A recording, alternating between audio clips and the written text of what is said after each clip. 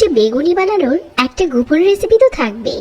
আজকে সেটাই দেখাবো, কিভাবে বেগুনি আপনি ভাজার পরও অনেকটা সময় ধরে ক্রিস্পি থাকবে আর এরকম মুচমুচে হবে খেতে। প্রথমে আমরা বেসনটা চেলে নিব। 1 কাপ বেসন নিয়ে নিচ্ছি আর এটা চেলে নিচ্ছি। বেসনের গুলা খুব বেশি একটা লাগে না, আপনি 1 কাপ বেসন দিয়ে অনেকগুলো বানাতে পারবেন।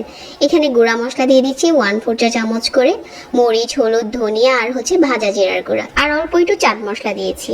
আজকে বেগুনের সিক্রেট হচ্ছে 1 চামচ চিনি।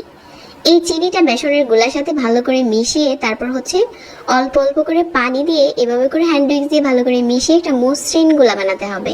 এখানে আর কিছুই লাগবে না, হাত ডুবালে যাতে গুলাটা এরকম বোঝা যায়। বেগুনগুলো আমি লম্বা করে কেটে নিয়েছি, তাহলে বেগুনিটা দেখতে সুন্দর লাগে। এভাবে করে ডুবিয়ে 1 সেকেন্ডের মতো বেসনের গুলার উপরে ধরে রেখে গরম তেলের উপরে দিয়ে দিচ্ছি।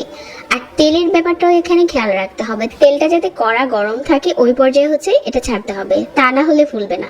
এই টিপসটা অবশ্যই ফলো করবেন। তেলটা খুব ভালো করে গরম করে তারপর দিতে হবে, তাহলে দেখা যাবে সাথে সাথে ফুলে উপরে চলে এসেছে। এইভাবে করে আজকে বেগুনিটা বানিয়ে নিয়েছি। যারা বেগুনির এই সিক্রেট রেসিপিটা এখনো পাননি, চাইলে ঝটপট দেখে বানিয়ে নিতে পারেন।